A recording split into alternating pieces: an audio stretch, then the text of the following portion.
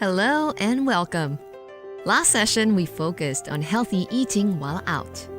This session, we will show you what to do when you slip in your calorie consumption habits and how you can get back on track.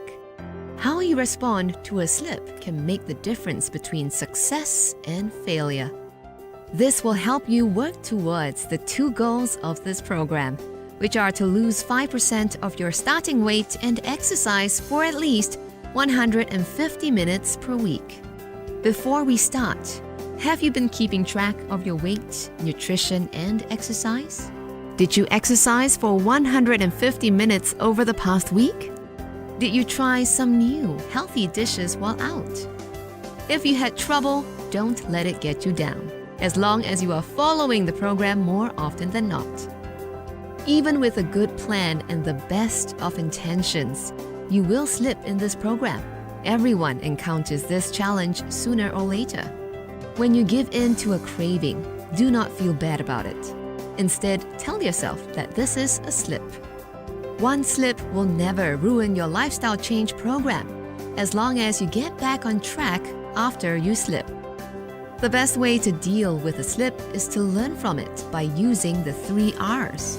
Number 1, recognize the slip and identify the trigger. Number 2, resolve to brainstorm and create a solution. Number 3, recommit to your goals and get support. Let's look at these in more detail. First, recognize the slip. This helps you to move on and get back on track. Once you have recognized the slip, identify the triggers. Most of us slip in the following situations: when we are stressed, fatigued, or feeling down; when we are bored; when we are in social situations involving food; when we plateau in our weight loss. Let's start with stress, fatigue, and feeling down. When we have these feelings, we may turn to food for comfort. And when we are tired, we don't want to exercise either. Stress-related eating brings short-term relief, but after eating, most people actually feel bad about what they have done and may even think that they can never make it in a weight loss program. This is simply not true. The fact is, everyone who successfully lost weight has given in to a craving at some point. Remember, there is no connection between a single slip and weight gain. Instead, it is what you do after a slip that determines your success. So, replace the negative thoughts with positive ones.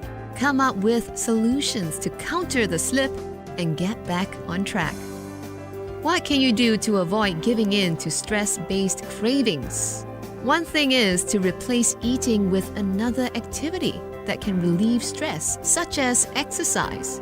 In fact, walking is an excellent way to calm down and make yourself feel good, even if you are tired. For those of us living in a hectic, modern lifestyle, there is no way to avoid stress or totally eliminate it from our lives. However, it is possible to develop survival skills that can help us minimize the effects of stress on our mental health. Many of us also slip when we are bored. Imagine that you're relaxing at home, watching TV. A food ad comes on, and you find yourself wandering into the kitchen. When you notice that you're eating, not because you're hungry, but because you're bored, eat something healthy or distract yourself by exercising. If you eat when you're bored, you must also control the amount of food that you eat. If you want to eat chips, eat a smaller portion every time until you have removed the habit of eating when you're bored. Or whenever you feel like drinking sugary drinks, drink water instead. Social situations with food can also be difficult. Do you eat more when you are with friends or colleagues who love food, or family members who show love by cooking and offering you food? Remember, one way to avoid overeating is to use the stall tactic and say you're full or take a small portion. These tactics allow you to say no without saying no. Practice the techniques we have covered on how to politely avoid overeating in social situations. Another reason you may have slipped is that you have been successful in the program and have stagnated in your weight loss and exercise.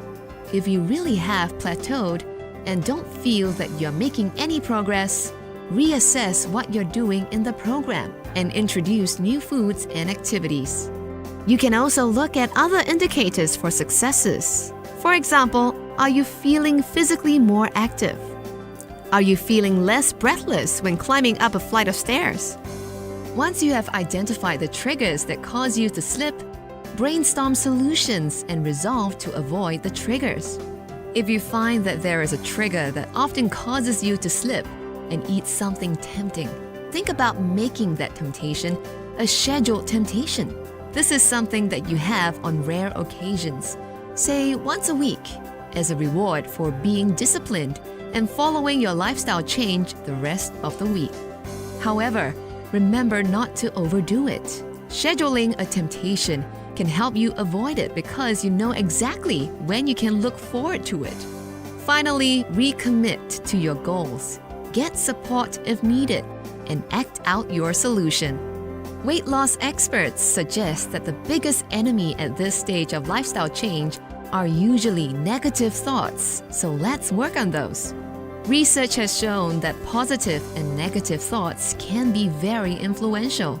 Persistent negative thoughts can be your worst enemy and stop you from recovering from a slip.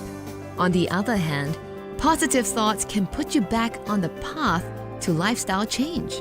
Tell yourself, I'm not a failure because I've slipped. I can get back on my feet. By doing this, you're giving yourself the mental reinforcement needed to continue in your short-term efforts to lose weight and exercise, and your long-term efforts to maintain your new weight and lifestyle. If you start to think negative thoughts, say stop and support yourself as you would a friend if they came to you for advice.